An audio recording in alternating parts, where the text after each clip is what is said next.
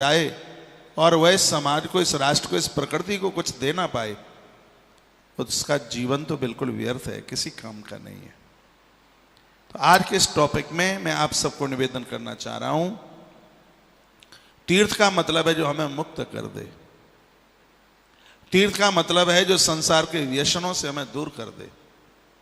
तीर्थ का अर्थ है जो हमें आनंद से भर दे। इन तीर्थों में लोगों ने अपने धन का सदुपयोग करके मंदिर बनाए हैं, देवालय बनाए हैं, धर्मशालाएं बनाई हैं, लोगों को रहने के लिए आवास बनाया है। और वो एक खुश होकर के गए थे कि हम अपने जीवन से संतुष्ट हैं। जब जब यहाँ लोग आकर के रहेंगे उनको छत मिलेगी, उनको भोजन मिलेगा, उनको अन्न मिलेगा। वो यह सब यह करके गए थे। आदमी क्या नहीं कर सकता, सब कुछ कर सकता है। कीजिएगा, इन सब चीजों में अपनी श्रद्धा रखिएगा। तीर्थ हमारा, मैं ये बात कई बार बोलूंगा और ये बोलता रहूंगा, तीर्थ हमारा कल्याण करते हैं। मैं युवान भाई बहन को कहना चाहूंगा, श्रवण कुमार को आप पढ़िए, जो एक डोली सजाकर अपने अंधे माता पिता को उसमें बिठाता है और संपूर्ण देश की वह तीर्थ यात्रा कराता है। आज उस श्रवण कुमार का नाम बड़ी पवित्रता के साथ में लिया जाता है। यदि माता पिता आपको तीर्थ जाने की कहें, ऐसा कोई सत्कर्म करने के लिए कहें, अब मना मत कीजिएगा, तभी तो आप पुत्र हैं। उसके लिए भले ही आपको कितनी भी मेहनत करनी पड़े, दिन रात एक करना पड़े, घर की बहुएं, घर के पुत्र कभी मना ना करें। और न अपने सासू ससुर को बोलिए, माँ जी कोई चिंता की बात नहीं है, मैं इनको बोलूंगी एक पैंट शर्ट कम यूज कर लेंगे, मैं एक साड़ी कम कर लूंगी, कोई दिक्कत की बात नहीं। आप अपने मन की बात बताइए। और हमें तो हर्ष होता है, हमें अति प्रसन्नता होती है जब आप अपने हृदय की बात हमें बताते हैं। और याद रखिएगा, जब माता पिता इन तीर्थों में जाते हैं तो उसका पुण्य उन पुत्रों को मिलता है जो स्वयं परेशानी झेलकर रोकड़ निकाल करके और अपने माँ बाप जी के ऊपर खर्च कर देते हैं। उसका फल, उसका पुण्य आपको प्राप्त होता है। आइए मैं कुछ तीर्थों की महिमा आपके बीच में मैं रखता हूं। माँ जगदम्बा और भगवान शंकर का बड़ा अद्भुत प्रसंग है। भगवान शंकर कहते हैं कि एतत्ते कथितो देवी प्रभाव पापनाशनम। हे देवी, मैं तुझे एक ऐसे तीर्थ की कथा सुनाता हूं जिसका नाम लेने से ही पाप जल जाते हैं। भगवती जगदम्बा कहती है वो कौन सा तीर्थ है? कहा जहां बरकरार क्षिप्रा बह रही है बहुत सदियों से। कुंभ का महापर्व लगता है और ये अवंत का उज्जैनी जहां क्षिप्रा बह रही है, और इस बहुत बड़ा तीर्थ है देवी। इस तीर्थ का नाम है महाकाल वन। मया प्रोक्तम प्रसन्नेन स्थानम सुनो। देखो कितनी अच्छी बात कही है। जब भी आप तीर्थ में जाते हैं तो प्रसन्न होकर के जाइए। भगवान महादेव स्वयं कह रहे हैं हम तीर्थ में चले गए, कोई बड़ी बात नहीं है, वहाँ लड़िए मत, वहाँ प्रसन्न रहिए, वहाँ झगड़िए मत। नहीं तो हमने देखा है पति पत्नी आते हैं, माँ बेटे आते हैं, लड़ जाते हैं, झगड़ जाते हैं। मैंने देखा एक बेटा इतना क्रोधी, माँ के ऊपर उसने इतनी जोर से थैला, उसमें लोटा रखा था, इतनी जोर से थैला फेंक करके मारा, बेचारी के यहाँ माथे के ऊपर गांठ सी निकल आई। अब आप यह बताइए कि उन पुत्रों को क्या मिलेगा? इससे बड़ा और क्या अपराध होगा? चाहे पति पत्नी के रूप में हो, चाहे आप माँ पुत्र के रूप में हो, चाहे आप भगनी भाई के रूप में है, कोई भी हो।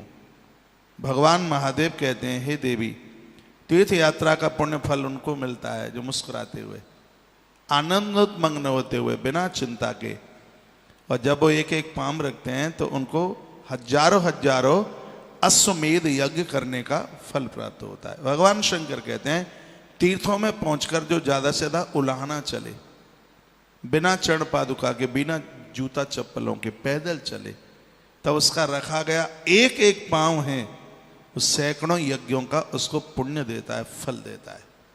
भगवान महादेव कहते हैं देवी, जीवन में कितना भी बड़ा यदि कोई अपराध हो गया, वज्र की तरह हो गया है वो अपराध, तो उसको काटने के लिए, उस अपराध को समाप्त करने के लिए यदि कोई स्थान है तो वह तीर्थ है। चरण राम तीर्थ चल जाई, राम बसों तिनके मन माई। कल भी मैं चर्चा कर रहा था थोड़ी सी। प्रभु राम जी ने पूछा था महात्मा जी को, हम कहाँ रहें। महात्मा वाल्मीकि ने भी ये कह दिया कि जहाँ लोग तीर्थ यात्रा के लिए निकलते हैं, भगवान तुम तीनों के तीनों प्राणी उनके हृदय में जरूर रहना। हे प्रभु राम, भक्ति और वैराग्य के सहित उनके हृदय में जरूर रहना। इस समय कोरोना काल चल रहा है, आप मानस तीर्थ भी तो होते हैं, आप मानस तीर्थ का स्नान कीजिए, वहाँ का चिंतन कीजिए, वहाँ का भ्रमण कीजिए।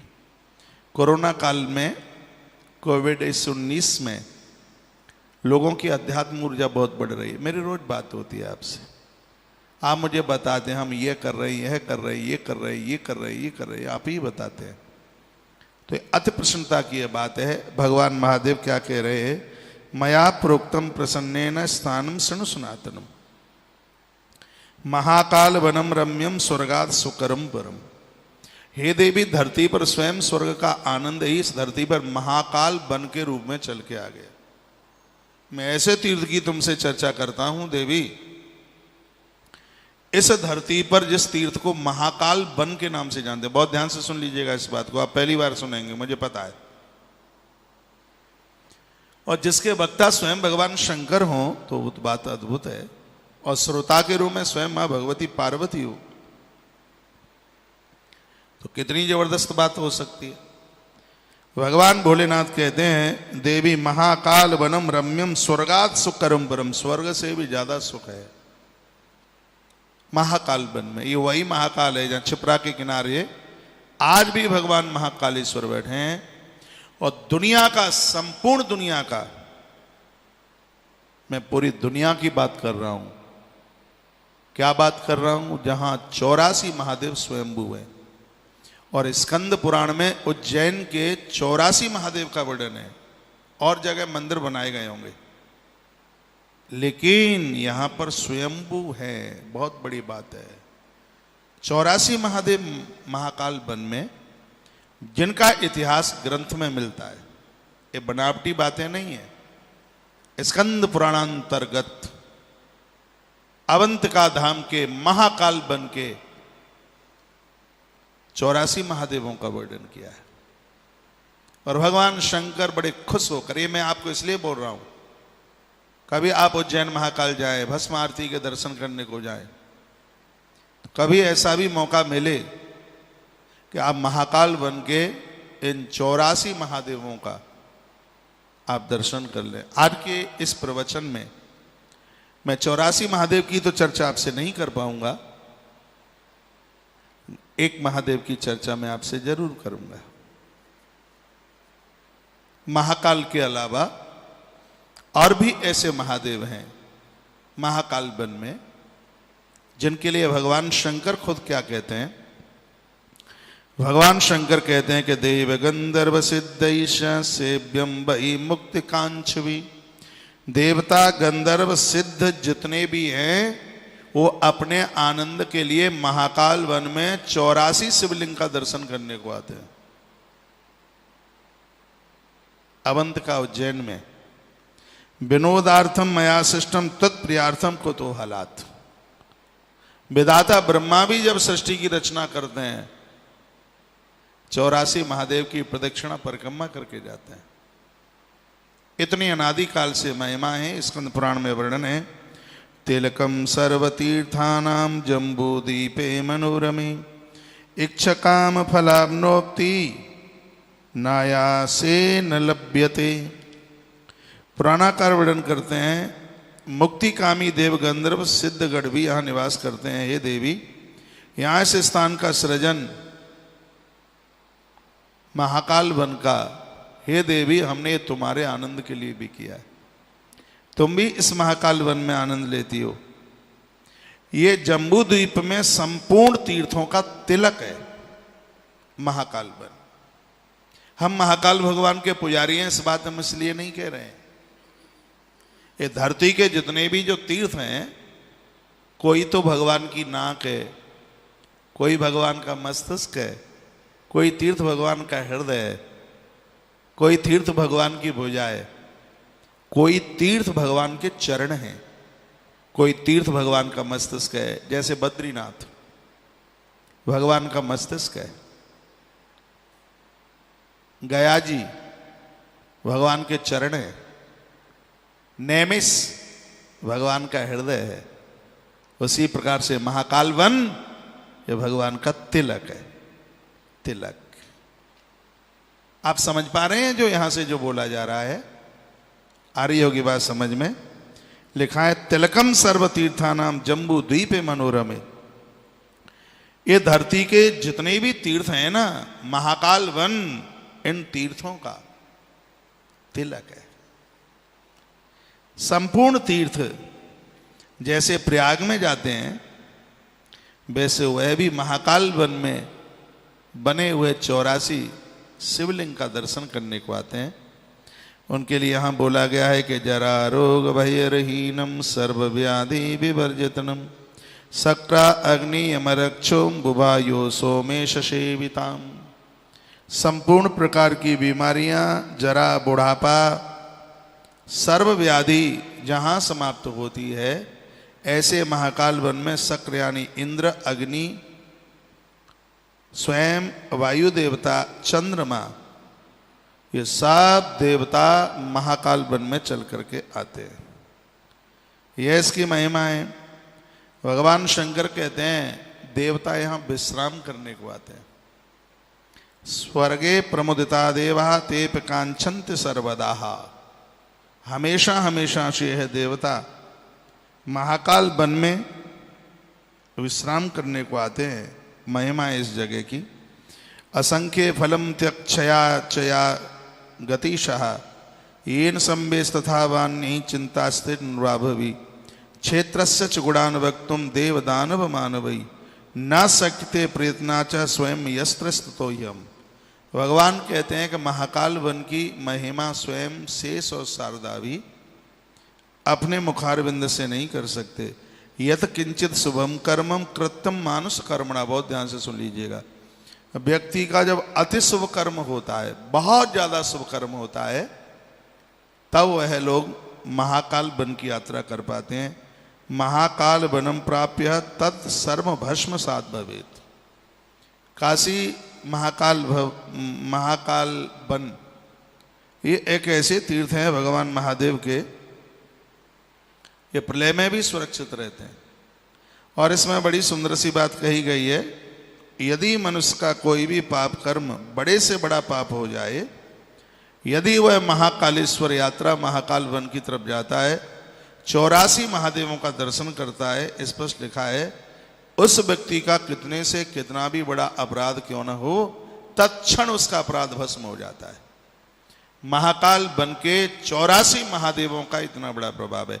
मुझे अवंतिका मालवा के लोग यदि सुन पा रहे हो तो एक मैसेज जरूर करना। आप लोगों ने 84 महादेवों का जरूर दर्शन जरूर किया होगा। आप उन 84 महादेव के बारे में जरूर जानते होंगे, जिनकी महिमा इन ग्रंथों में लिखी हुई है। वर्णन किया गया है कितना भी बड़े से बड़ा अपराध व्यक्ति से हो गया है, यदि वह अवंतिका महाकाल वन में इन 84 महादेव का दर्शन कर लेते हैं, उनके संपूर्ण पाप जल करके राख हो जाते हैं। ये स्वयं भगवान भूतनाथ भगवान शंकर ऐसा कह रहे हैं। तो उनकी महिमा में बड़ी सुंदर सी बातें कही गई हैं। नसागति कुरुक्षेत्रे गंगा द्वारे त्रपोस्करे या गतिर्भियता पुंसम महाकाल वने सदा।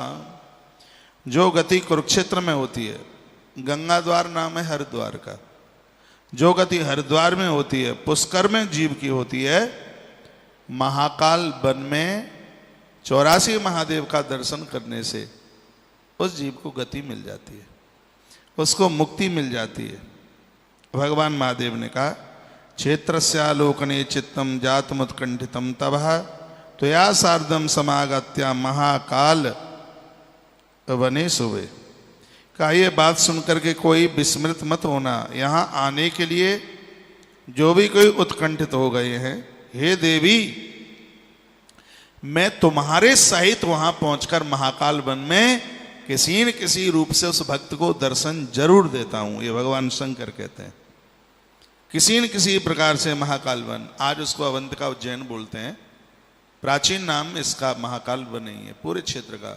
आज तो वहाँ बड़ी बड़ी बिल्डिंगें बनी हैं, बड़ी बड़ी इमारतें बनी हैं, लेकिन किसी समय पर यहाँ तक्षक नाग ने भी बहुत बड़ी तपस्या की है और भगवान शंकर के आसन के रूप में उसने यह सौभाग्य प्राप्त किया है।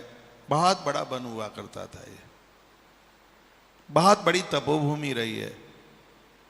और सबसे बड़ी बात यह है कि महाकाल वन देवताओं की तपोभूमि रही है।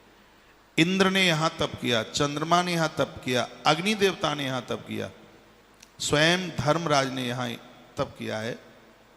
इस जगह पर स्वयं विधाता ब्रह्मा ने इस स्थान पर तप किया, इस स्थान पर विधाता ब्रह्मा ने तप किया और उनके हृदय से भगवान विश्वकर्मा प्रकट हुए, जिनका नाम आपने बहुत ज्यादा सुना होगा। स्वयं विधाता ब्रह्मा ने यहां तप किया। भगवान का लेखा जोखा संभालने वाले भगवान चित्रगुप्त प्रकट हुए। ऐसी अद्भुत जगह है जहां हरसिद्धि मां जहां जिस स्थान पर बैठी है, 51 पीठ में से गढ़काल का जहां बैठी है। और ये कहना मैं कैसे भूल जाऊं, पूरी दुनिया में गीता को जन्म देने वाली माटी उज्जैन की है। भगवान श्री कृष्ण 64 दिन इस स्थान पर रहे हैं, मां छिपरा का जल पिया है। गुरुदेव सांदीपन के यहां रह के महाकाल का पूजन करके इन 84 महादेवों की परिक्रमा भगवान कृष्ण ने की है। नंद बाबा और माता यशोदा ने 84 महादेव की प्रदक्षिणा परिक्रमा की है। भगवान शंकर ऐसे पवित्र स्थान के लिए क्या कह रहे हैं। और देखिए, मैं ज्यादातर ऐसे इस रात्रि के प्रोग्राम में वह बात लेकर आपके बीच में आता हूं जिसकी जानकारी सबको नहीं होती, और मुझे वही तो बताना है जिसकी जानकारी सबको हो जाए। हमारी इस भारतीय धरा पर ऐसे ऐसे तीर्थ हैं जो गुप्त छिपे हुए हैं और लोगों को उसकी जानकारी है नहीं, लेकिन हमारे ग्रंथों में हर तीर्थ का वर्णन किया है। तो हो सकता है कि मैं आपका टाइम ज़्यादा ले लेता हूँ, समय ज़्यादा ले लेता हूँ। आपको सबको भोजन कराने का समय होता है, जमाने का समय होता है। हमारे ग्रंथ में ये भी लिखा हुआ है, व्यक्ति का भोजन रात को 10:30 बजे से पहले हो जाना चाहिए। ये बात कल की कथा में, कल के प्रवचन में मैं रखूँगा। 12 बजे के बाद तो यह परहेज करे कि पानी भी पीने का, हम लोग 12 बजे के बाद पानी भी नहीं पीते। भोजन का समय तो कहा कि 10:30 तक प्रसाद ले लें, आपको आरोग्यता मिलेगी। लास्ट रात्रि को 10:30। यति लोग हैं जो अपना अनुष्ठान कर रहे हैं, जो एक साधना के साथ साधक बन करके जीवन जी रहे हैं, वो तो 12 बजे के बाद कुछ खाते पीते भी नहीं है। मुझे अपनी लाइफ में आज तक मुझे ये ध्यान नहीं है हमने 12 बजे के बाद पानी भी पिया हो, नहीं, ये नियम चलता आया। तो घरों में जो भाई लोग बाहर आधी आधी रात तक घूमते रहते हैं, इधर उधर निकल जाते हैं, रात को समय पर घर पर आइए और 10:30 से पहले आपके पूरे परिवार का भोजन प्रसाद हो जाए। 10:30 तो बहुत ज्यादा बोल गया हूं, उससे बहुत पहले हो जाए। तो हो सकता है कि मैं आपका ज्यादा टाइम ले लेता हूं, आप भूखे बैठे होते हैं। इस समय के प्रवचन में आप खा पी के घर के सब कामों से निवृत्त होकर, इसलिए तो टाइम इतना देरी से रखा है, बिल्कुल फ्री होकर, कोई काम ना रहे। इधर आप इधर बैठे, उधर की भी चिंता लगी है कहीं दूध ना उफन जाए, हैं, उनको परोसना है, इनको परोसना है, आप चिंतित होकर के बैठते हैं। सत्संग के लिए तो मुक्त मस्तिष्क से बैठिए, तब बात समझ में आएगी। आइए, मैं आपको चर्चा कर रहा हूं। भगवान कहते हैं, देवी क्षेत्रस्यालोकने चित्तम जातु कंठितम तवः। मुझे धरती पर मेरे बड़े बड़े तीर्थ प्रिय हैं, लेकिन त्वया सार्धम समागत्य, जो कोई श्रद्धा लेकर महाकाल के लिए आता है, महाकाल वन में आता है, तो महाकाल बने सुबह, उनके लिए महाकाल की यात्रा शुभ होती है। और मैं तुम्हें अपने संग लेकर के किसी न किसी रूप से उस यात्री को, उस भक्त को मैं दर्शन देता हूं। ये भगवान बोल रहे हैं, ये जिम्मेवारी मैंने ली है। रोता हुआ आएगा यहां और यहां से मुस्कुराता हुआ जाएगा। यहां आने पर उसकी आयु, उसकी आरोग्यता, उसका आदर मान और उसका सम्मान बढ़ेगा, शंकर कहते हैं। ये तो वो कथा मैं आपको बोल रहा हूं जो साहित्य पुराण में भी ना हो। स्कंद पुराणांतर्गत इस कथा का वर्णन किया है। कपस्स देवी विचित्राख्यम इनमया कथितम तबा। हे देवी, तुम थोड़ा ध्यान से सुन लें तो इस महाकाल वन की तुम्हें मैं एक अद्भुत बात सुना दूं, एक कथा सुना दूं कि 84 महादेव में एक ऐसे महादेव हैं जिसने एक बहुत बड़ी अपराधिनी स्त्री का उद्धार कर दिया, आत्मकल्याण कर दिया। पार्वती कहती हैं, प्रभु मैं इच्छुक हूं, सुना दीजिएगा। एक महादेव की कथा सुना रहा हूं 84 में से। 84 की महिमा ऐसी है। और इन 84 महादेव की महिमा सुनाने के लिए 84 दिन चाहिए। हाँ, इतनी बड़ी अद्भुत महिमा है इस तीर्थ की। पूरी दुनिया में एक उज्जैन है जहां भस्म आरती होती है, पूरी दुनिया में। अद्भुत है। संकल्प वादिनी नदी है, देवताओं के संकल्प से प्रकट हुई है। मां क्षिप्रा, जहां सागर मंथन का अमृत डाला गया है। आज भी 12 वर्ष पश्चात इस स्थान पर महाकुंभ का पर्व, जिस जगह पर करोड़ की संख्या में तो सिर्फ महात्मा आते हैं, छिप करके आते हैं, ऐसी जगह है।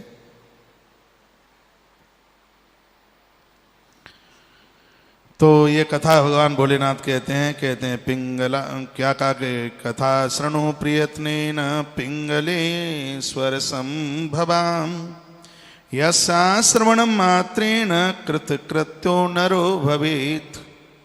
हे देवी, 84 महादेव में एक कपिलेश्वर महादेव है। इनका दर्शन करते, नाम लेते ही व्यक्ति का सत्कर्म करने का मन करता है।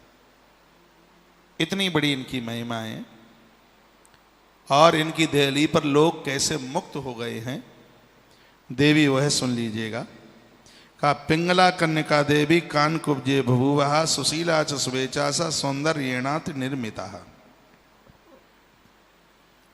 कहा कि इस धरती पर एक ब्राह्मण ने जन्म लिया, उसका नाम था पिंगल।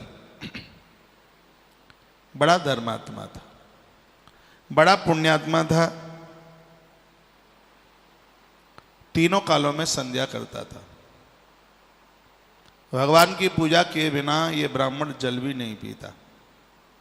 समय आने पर इसको बड़ी धार्मिक पत्नी मिली और उसका नाम था पिंगाक्षी। पिंगल ब्राह्मण की पत्नी थी पिंगाक्षी। दोनों बड़े धार्मिक थे। इन्होंने ईश्वर से कभी कुछ मांगा नहीं, लेकिन जो कोई मांगता नहीं है भगवान बिना मांगे देते हैं। समय चलता रहा। समय आने पर इस दाम्पत्य ने एक बड़ी सुंदर सी बिटिया को जन्म दिया।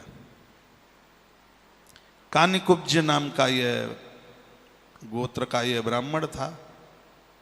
बढ़िया ब्राह्मण था कानिकुब्ज ब्राह्मण। और बड़ी सुशील उसकी बेटी, और उस बेटी का नाम इसने अपने नाम से जोड़ करके उसका नाम रख दिया तथा पिंगलादीनी। उस बेटी का नाम इसने पिंगला रखा। अपना नाम था पिंगल, पत्नी का नाम था पिंगाक्षी, इसने बिटिया का नाम पिंगला रख दिया। धीमे धीमे वह बेटी छोटी सी बड़ी हो रही थी।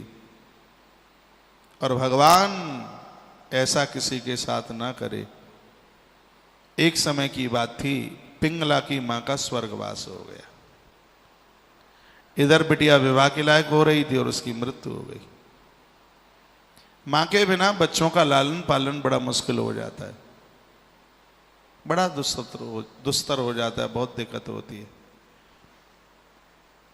उस पिता पिंगल ने अपनी बेटी को जैसे तैसे पाल पोस करके बड़ा किया। महापुरुष का जीवन जी रहा था। ऋषियों ने कहा बेटी सयानी हो गई है, इस बेटी के लिए कोई घर वर देख लो, इसका विवाह कर दो। तो वह ब्राह्मण कहता है बेटी को मैं विदा नहीं कर सकता, मेरी छाती फट जाएगी, मेरे कोई बेटा तो है नहीं, पत्नी का भी स्वर्गवास हो गया है, बेटी के बिना मैं रह नहीं पाऊंगा। संतों ने कहा था कि बेटी दूसरे ही घर की अमानत होती है। भले ही किसी भी माई बाप को कोई संतान ना हो, बेटा ना हो, यदि उसके पास बेटी है, बेटी का विवाह करना 1000 यज्ञों की तरह है। उस माता पिता का धर्म है। वो मोह में आकर ऐसा ना सोच ले बेटा नहीं है बेटी है, विवाह कर देंगे तो पराई घर जाएगी। बेटी का विवाह करना ही तो बहुत बड़ा यज्ञ है। बेटी को अविवाहित रखना, जानबूझ करके रखना, तो अपराध है। और हुआ यह कि संतों ने, ऋषियों ने समझाया उसको, लेकिन एक मोहग्रस्त होकर के, और उसने उस सयानी बेटी का विवाह नहीं किया। और हुआ ये कि कुछ समय के बाद उस ब्राह्मण पिंगल की मृत्यु हो गई, बेटी अनाथ हो गई, कोई संरक्षण में नहीं था। और ये प्राय ग्रंथों में लिखा ही है, पुरुष के बिना नारी सुरक्षित नहीं है, ये लिखा है। थोड़ी देरी के ही लिए तो राम और लक्ष्मण चले गए थे कुटिया से, पंचवटी से। यही तो सब समझने को मिलता है। ये आज के जवान भाई लोग पैसा कमाने को घर से दूर गए, माँ बाप जी घर पर हैं, यदि मुझे आप ठीक से सुन पा रहे हैं, वहां भी जाकर आप वृद्ध आसपास हों, आपकी कॉलोनी में हों, आपके सेक्टर में हों, उनसे, उनके संपर्क में रहिएगा। कोई किराए से मकान आप लेते हैं, ऐसी जगह पर लीजिएगा जहां वृद्ध हैं, जहां वृद्ध हैं। आपको नौकरी के लिए जाना है, आपको बाहर जाना है, आपके नजदीक, आपके पास में ऐसे कोई वयोवृद्ध हो जो आपकी गृहिणी को एक संरक्षणता दे सकें, ध्यान रख सकें। और याद रखना, वृद्धों के पास बैठने से विवेक द्वितीया के चंद्रमा की तरह बढ़ता है। इनके पास बैठने से संस्कार बढ़ते हैं। इनके पास बैठने से विचारों में पवित्रता आती है। पता नहीं उनको आप कितना एक्सपेक्ट कर पाते हैं। इनके पास बैठने से निश्चित रूप से विचारों में तो सुगंधी आती है, खुशबू आती है। पिता की मृत्यु हो गई, बिटिया भटक गई। इतनी होनहार बेटी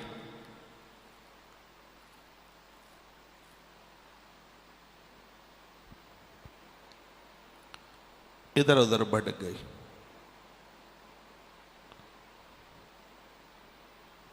ग्रंथ में लिखा है, एक किसी दूषित ब्राह्मण ने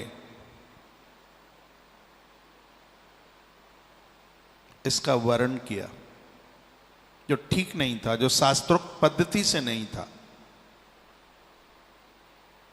ये राजी हुई। एक दिन हुआ यह है कि एक कोई पराया पुरुष आया, उसके सहयोग के द्वारा इस पिंगला नाम की उस स्त्री ने उस ब्राह्मण के टुकड़े टुकड़े कर दिए, उसको खत्म कर दिया। उस ब्राह्मण के माता पिता को जब इस बात का पता चला कि इस उल्टा ने हमारे पुत्र को मार डाला, वो इतने कोपित हो गए, उनके आंसू दुख भरे इतने जमीन पर, धरती पर गिरे।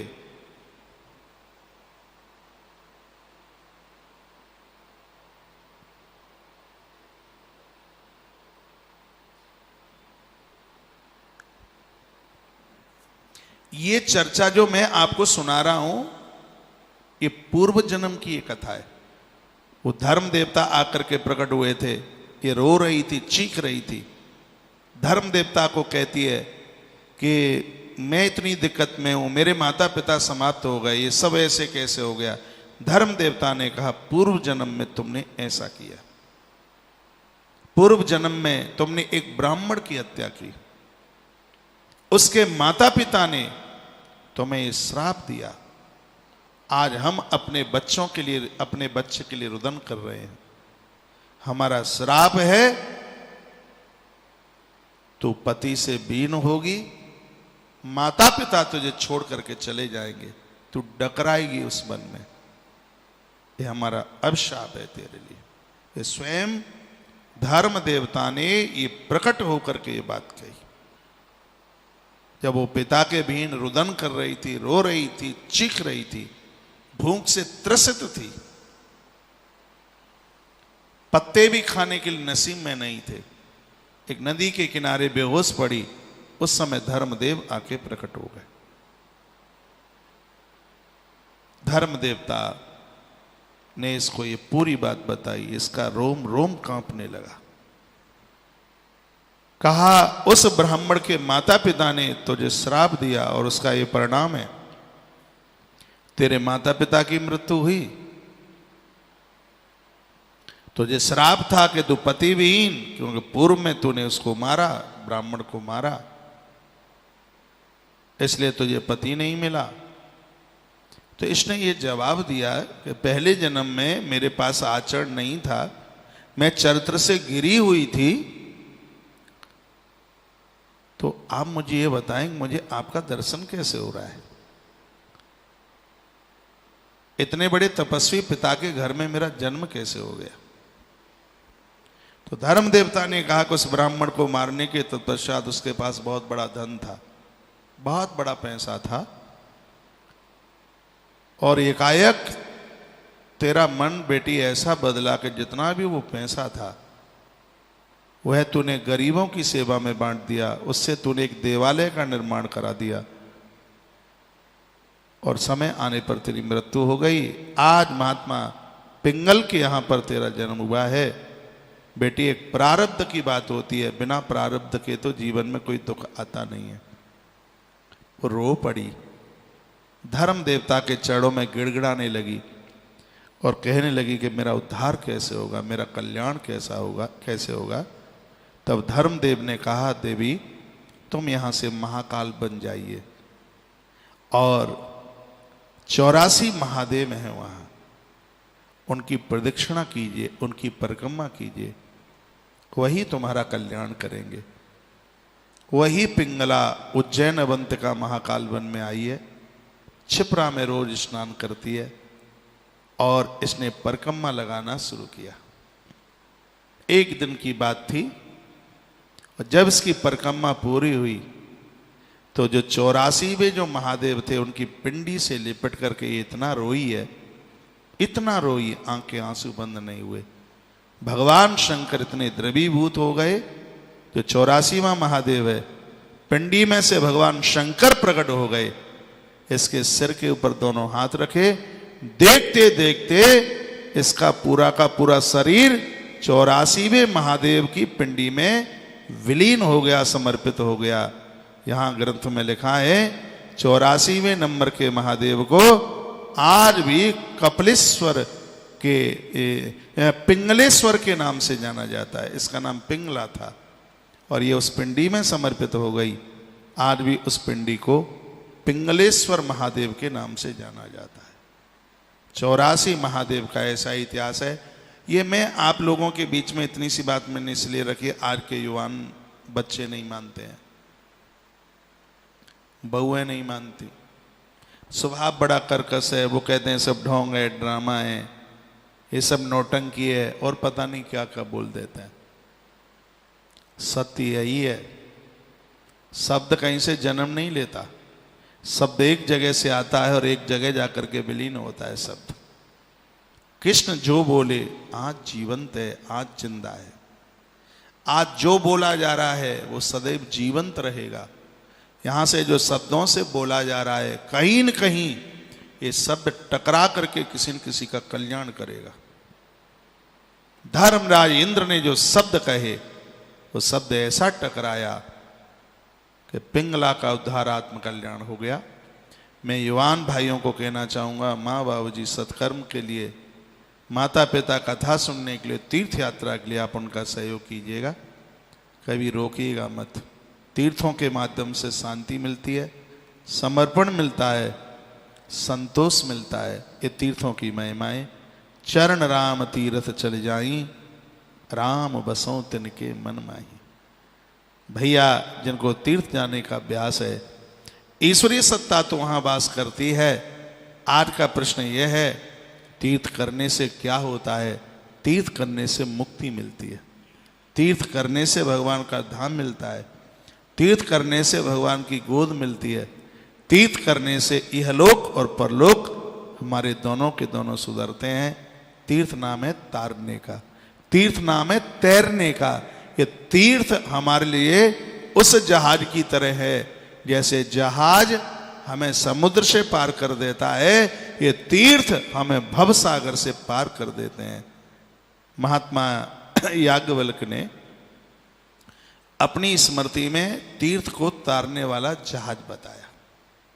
इसलिए वर्ष में एक आध बार को समय निकाल करके तीर्थ यात्रा, अभी तो कोरोना काल का समय है, तीर्थ यात्रा के लिए जाना ही चाहिए। आप जाते रहेंगे, संस्कार आपके बच्चों के पास भी आते रहेंगे। अवंतिका उज्जैन की तरफ के लोग यदि मुझे सुन पा रहे होंगे तो तुम्हारे लिए तो मेरी कही गई बात तो सूरज को दिया दिखाने की तरह है। हाँ जी, नानी के यहाँ ननखोरी की बात कोई करे, ये तो वही बात हो गई है। आपको तो सब कुछ पता है, सब आपको मालूम है, लेकिन आपको मालूम है सब कुछ, मैंने तो सिर्फ आपको बस याद दिलाया है। लेकिन मैंने इतनी सी बातें कही हैं, आज हजारों लोग देख रहे हैं इस चैनल पर। सावन के महीने में यहाँ की बड़ी अद्भुत परिक्रमा लगती है, माघ में भी शिवरात्रि के आसपास भी परिक्रमा लगती है, 84 महादेव की प्रदक्षिणा लगती है। मैंने बहुत बार मन बनाया, मैं उज्जैन से बहुत प्रेम करता हूँ, मुझे महाकाल बहुत प्रिय है। पूरा सावन का अनुष्ठान वृंदावन में हुआ, एक भी क्षण ऐसा नहीं था कि मैं मन से भगवान महाकाल के चरणों में न रहा हूं। मेरी बहुत आस्था है, अद्भुत महादेव है। इतनी व्यस्तता रही कि मैंने बहुत बार मन बनाया 84 महादेव प्रदक्षिणा परिक्रमा के लिए, लेकिन वह नहीं बन पाया। लेकिन मुझे जो कथा मैंने आज आपके बीच में जो बताई है, वो पहले मुझे नहीं पता था। यदि ये बात मुझे पहले पता होती तो मैं जरूर कुछ न कुछ समय निकालकर वो परिक्रमा में जरूर करता। जब मैंने स्कंध पुराण पढ़ा, जब पढ़ा तब ये बात मेरी समझ में आई कि महाकाल वन में 84 महादेव की इतनी बड़ी महिमा है, जो जीव का तारण करते हैं, कल्याण करते हैं। तो जब भी आपका कभी महाकाल वन की तरफ जाना हो, उज्जैन की तरफ जाना हो, माँ क्षिप्रा में स्नान करके अपने जीवन में एक बार 84 महादेव के दर्शन कर लीजिएगा। इनका प्रभाव स्कंध पुराण के अवंतिका खंड में, इतनी बड़ी किताब है अवंतिका खंड की, इतनी बड़ी, और उसमें पूरा उज्जैन का ही वर्णन है और एक से एक महिमा। 84 महादेवों की तो इतनी बड़ी महिमा कही है, और स्वयं भगवान महादेव बोलते हैं, पार्वती को सुनाते हैं। वहां तो उसमें ये लिखा है कि कोई स्वप्न में भी उज्जैन पहुंच जाता है, रात को सोते सोते उसको भी भगवान शंकर मुक्त कर देते हैं। ऐसी महिमा, ऐसा प्रभाव इस जगह का है। तो आज हमने श्रीधाम वृंदावन से अवंतिका उज्जैन महाकाल वन की यात्रा की है। इस यात्रा का मानसिक रूप से भी आपको बहुत बड़ा फल, बहुत बड़ा पुण्य मिलेगा। जितेंद्र भाई शुक्ला आप कह रहे हैं, महाराज जी हमें 84 महादेव के बारे में इतना नहीं पता था जितना हमें आज पता चला है। सौम्या रघुवंशी, आपने लिखा हर साल जाते हैं सावन में। आप जाते जरूर होंगे, लेकिन इतनी बातें नहीं पता होगा जितना कि अभी यहाँ से बताया गया है। राधा शर्मा बहन, आपने कहा है महाराज जी तीर्थ के लिए तो जाते हैं हम, पर ये पता चल गया है कि कैसे करना चाहिए। महाराज जी बहुत बहुत आभार है। तो इस समय के जो प्रवचन में जो कुछ बातें हैं बिल्कुल नई सी यही हैं और अच्छा ही लग रहा है सुनने में। मुझे जब बोलने में अच्छा लग रहा है तो आपको सुनने में जरूर अच्छा लग रहा होगा। बिटिया शिवानी मालवीया, तुमने लिखा है महाराज श्री जी हमें बहुत नई नई बातें सुनने को मिलती हैं। ये सब बातें कोई भी नहीं बताते। हमें ये प्रोग्राम बहुत बहुत अच्छा लग रहा है। रोज मैं ऐसी ही नई बातें लेकर आपके बीच में रात्रि के समय में उपस्थित होऊंगा। इस धरती के जितने भी तीर्थ हैं और जितने भी महात्मा हैं, जितनी भी सती हैं, जितने भी ये भक्त हुए हैं, अद्भुत भक्त हुए हैं, उन सब की बातें मैं इस समय के इस प्रोग्राम में बताऊंगा। चारों वर्णों के जो महापुरुष हैं, चारों वर्णों के जो महापुरुष हैं, उनकी चर्चा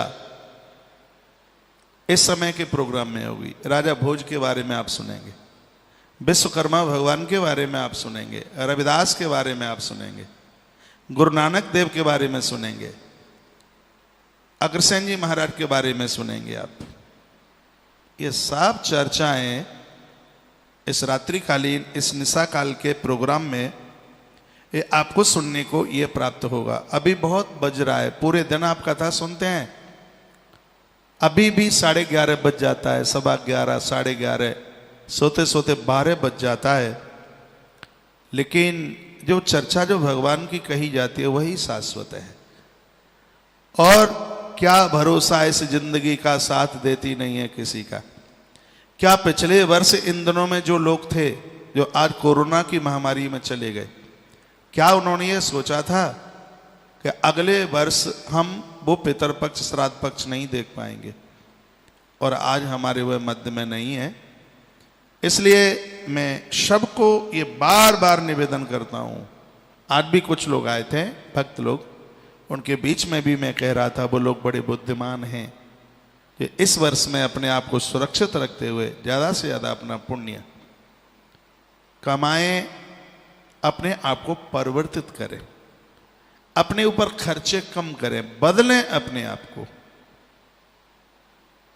और यही हमारे जीवन की श्रेयस्कर पूंजी रहेगी, श्रेयस्कर पूंजी होगी। तो ये निशा काल का जो प्रोग्राम है, इसमें आप थोड़े फ्री होकर के, घर के काम काजों से बिल्कुल फ्री होकर के फिर यह सुना करें तो और ज़्यादा ठीक रहेगा। निकता प्रजापति महाराज जी आप जल्दी आइए मालवा, हम भी आपके साथ चलेंगे। हाँ, मुझे 2 परिक्रमाएं बहुत जल्दी करनी है। एक तो मां नर्मदा की पूरी परिक्रमा करनी है, मेरी धमनियों में घुस गई है परिक्रमा। जब से मैंने नर्मदा पुराण की कथा कही है तब से बहुत बड़ा प्रभाव है। और एक है 84 महादेव, बड़ी अद्भुत बात है। और जब वहाँ का होगा तब आप सबको ये सूचना मिलेगी। बहन सुनीता दुबे आपने लिखा है बहुत अच्छा लग रहा है महाराज जी। अंबिका उपाध्याय महाराज जी बहुत आनंद आ रहा है। विजय भाई द्विवेदी महाराज जी कोटि कोटि प्रणाम।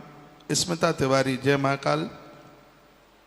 सोमेश भाई पारासर महाकुंभ में गया था लेकिन अब की बार जरूर जाऊंगा तो 84 महादेव का दर्शन जरूर करूंगा, इसलिए तो भगवान महादेव मेरे मुंह से बुलवा रहे हैं।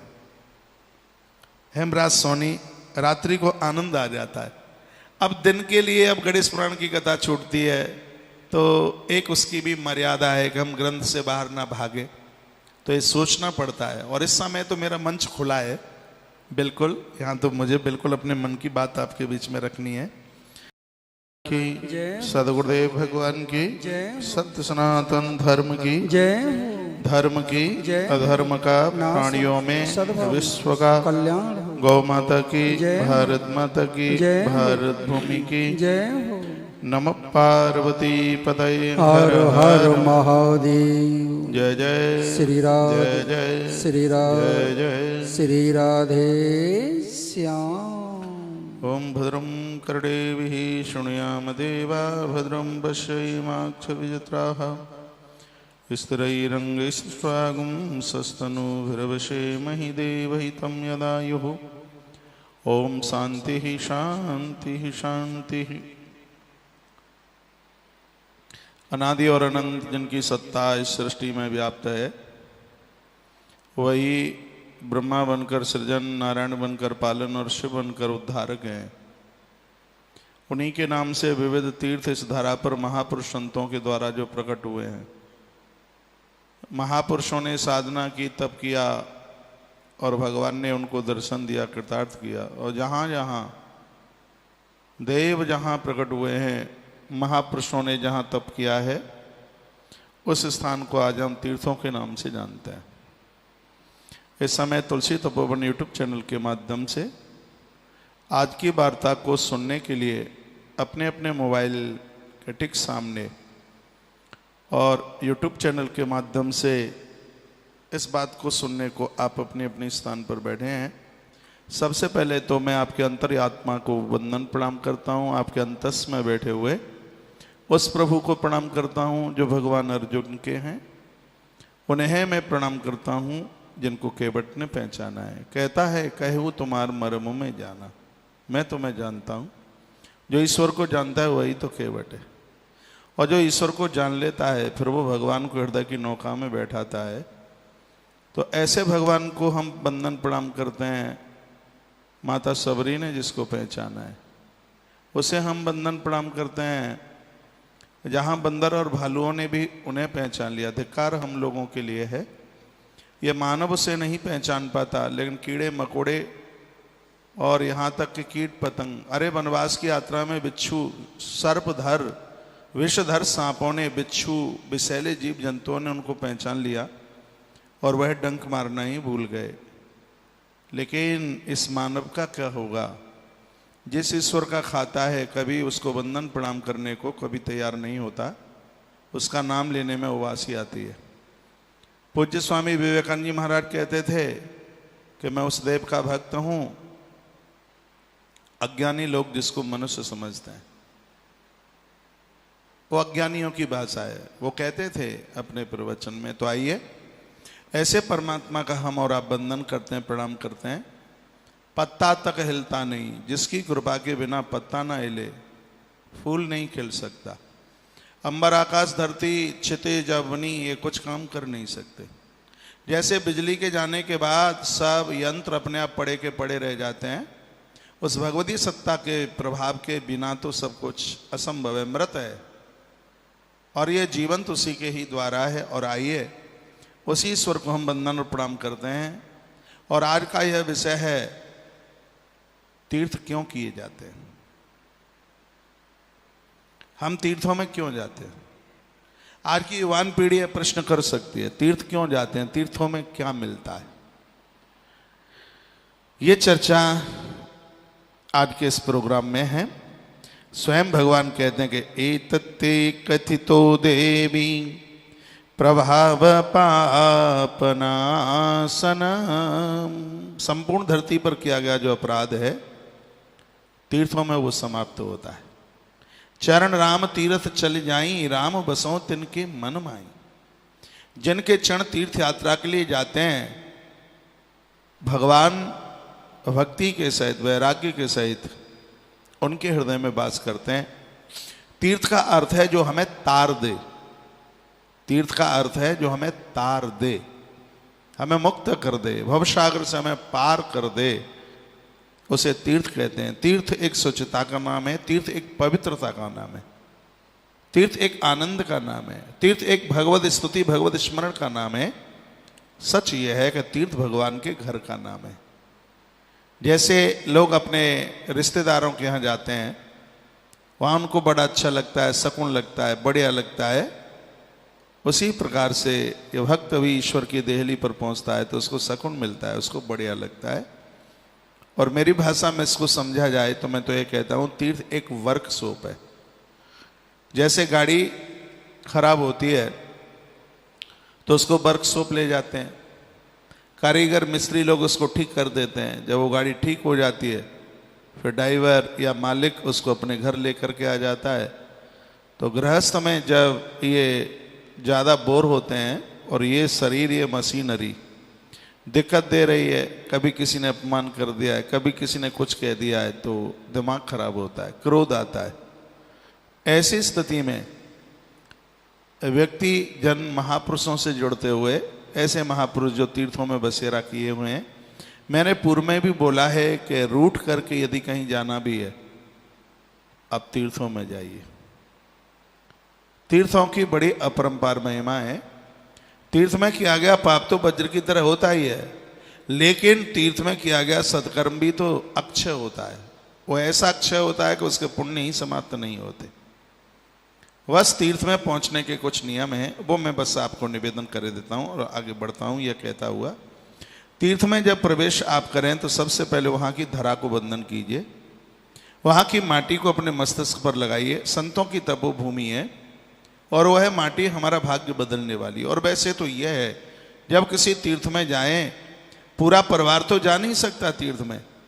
जब आप कभी जाते हैं तो वहां की धूल, वहां की मिट्टी, किसी मंदिर देवालय के आगे की धूल, उस मिट्टी को किसी में बांध करके लेके आइए और उस मिट्टी को आप अपने घर में लाकर अपने बच्चों के मस्तिष्क पर उसको आप लगाइए। एक वस्त्र में उसको बांधकर घर के प्रमुख दरवाजे के कहीं किनारे पर उसको रख दीजिएगा।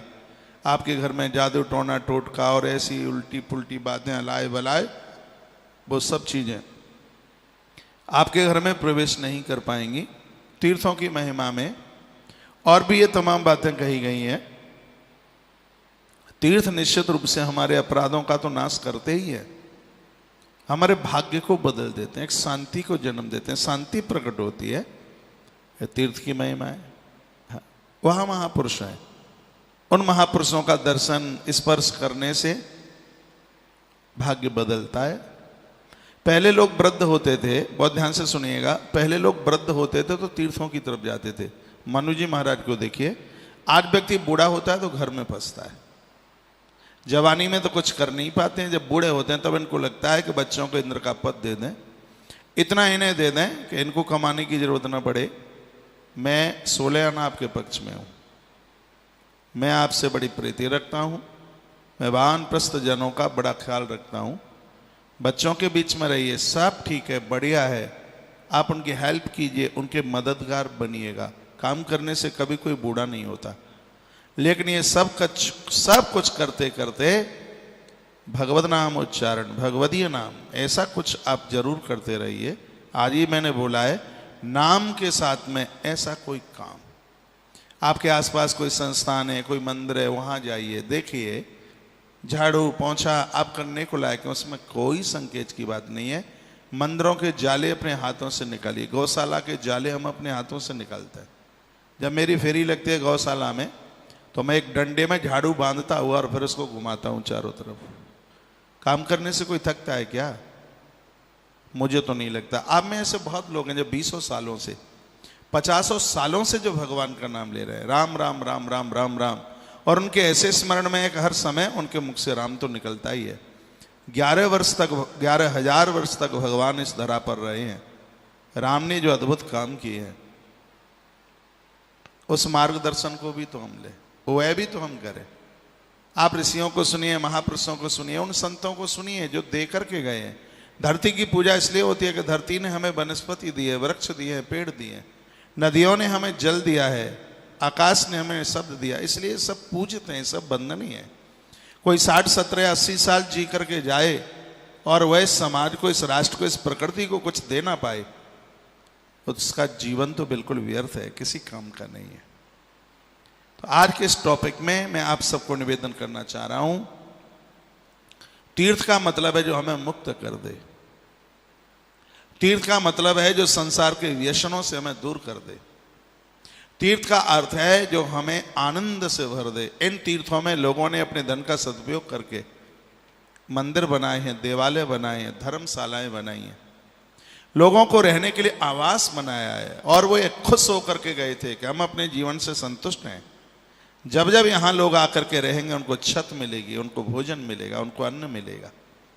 वो यह सब यह करके गए थे। आदमी क्या नहीं कर सकता, सब कुछ कर सकता है। कीजिएगा, इन सब चीजों में अपनी श्रद्धा रखिएगा। तीर्थ हमारा, मैं ये बात कई बार बोलूंगा और ये बोलता रहूंगा, तीर्थ हमारा कल्याण करते हैं। मैं ईवान भाई बहन को कहना चाहूंगा, श्रवण कुमार को आप पढ़िए, जो एक डोली सजाकर अपने अंधे माता पिता को उसमें बिठाता है। और संपूर्ण देश की वह तीर्थ यात्रा कराता है। आज उस श्रवण कुमार का नाम बड़ी पवित्रता के साथ में लिया जाता है। यदि माता पिता आपको तीर्थ जाने की कहें, ऐसा कोई सत्कर्म करने के लिए कहें, अब मना मत कीजिएगा, तभी तो आप पुत्र हैं। उसके लिए भले ही आपको कितनी भी मेहनत करनी पड़े, दिन रात एक करना पड़े, घर की बहुएं, घर के पुत्र कभी मना ना करें। और न अपने सासू ससुर को बोलिए, माँ जी कोई चिंता की बात नहीं है, मैं इनको बोलूंगी एक पैंट शर्ट कम यूज कर लेंगे, मैं एक साड़ी कम कर लूंगी, कोई दिक्कत की बात नहीं। आप अपने मन की बात बताइए। और हमें तो हर्ष होता है, हमें अति प्रसन्नता होती है जब आप अपने हृदय की बात हमें बताते हैं। और याद रखिएगा, जब माता पिता इन तीर्थों में जाते हैं तो उसका पुण्य उन पुत्रों को मिलता है जो स्वयं परेशानी झेलकर रोकड़ निकाल करके और अपने माँ बाप जी के ऊपर खर्च कर देते हैं।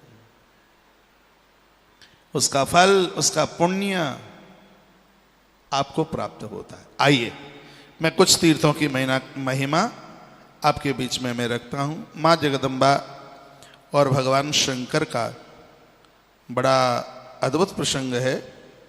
भगवान शंकर कहते हैं कि एतत्ते कथितो देवी प्रभाव पापनाशनम। हे देवी, मैं तुझे एक ऐसे तीर्थ की कथा सुनाता हूं जिसका नाम लेने से ही पाप जल जाते हैं। भगवती जगदम्बा कहती है वो कौन सा तीर्थ है? कहा जहां बरकरार क्षिप्रा बह रही है बहुत सदियों से। कुंभ का महापर्व लगता है और ये अवंत का उज्जैनी जहां क्षिप्रा बह रही है, और इस बहुत बड़ा तीर्थ है देवी। इस तीर्थ का नाम है महाकाल वन। मया प्रोक्तम प्रसन्नेन स्नानम सुना। देखो कितनी अच्छी बात कही है। जब भी आप तीर्थ में जाते हैं तो प्रसन्न होकर के जाइए। भगवान महादेव स्वयं कह रहे हैं हम तीर्थ में चले गए, कोई बड़ी बात नहीं है, वहाँ लड़िए मत, वहाँ प्रसन्न रहिए, वहाँ झगड़िए मत। नहीं तो हमने देखा है पति पत्नी आते हैं, माँ बेटे आते हैं, लड़ जाते हैं, झगड़ जाते हैं। मैंने देखा एक बेटा इतना क्रोधी, माँ के ऊपर उसने इतनी जोर से थैला, उसमें लोटा रखा था, इतनी जोर से थैला फेंक करके मारा, बेचारी के यहाँ माथे के ऊपर गांठ सी निकल आई। अब आप यह बताइए कि उन पुत्रों को क्या मिलेगा? इससे बड़ा और क्या अपराध होगा? चाहे पति पत्नी के रूप में हो, चाहे आप माँ पुत्र के रूप में हो, चाहे आप भगनी भाई के रूप में है, कोई भी हो। भगवान महादेव कहते हैं हे देवी, तीर्थ यात्रा का पुण्य फल उनको मिलता है जो मुस्कुराते हुए, आनंदोत्मग्न होते हुए, बिना चिंता के, और जब वो एक एक पाम रखते हैं तो उनको हजारों हजारों अश्वमेध यज्ञ करने का फल प्राप्त होता है। भगवान शंकर कहते हैं तीर्थों में पहुंचकर जो ज्यादा से ज्यादा उलाहना चले, बिना चरण पादुका के, बिना जूता चप्पलों के, पैदल चले, तब उसका रखा गया एक एक पांव है उस सैकड़ों यज्ञों का उसको पुण्य देता है, फल देता है। भगवान महादेव कहते हैं देवी, जीवन में कितना भी बड़ा यदि कोई अपराध हो गया, वज्र की तरह हो गया है वो अपराध, तो उसको काटने के लिए, उस अपराध को समाप्त करने के लिए यदि कोई स्थान है तो वह तीर्थ है। चरण राम तीर्थ चले जाई, राम बसों तिनके मन माई। कल भी मैं चर्चा कर रहा था थोड़ी सी। प्रभु राम जी ने पूछा था महात्मा जी को हम कहाँ रहे। महात्मा वाल्मीकि ने भी ये कह दिया कि जहाँ लोग तीर्थ यात्रा के लिए निकलते हैं, भगवान तुम तीनों के तीनों प्राणी उनके हृदय में जरूर रहना।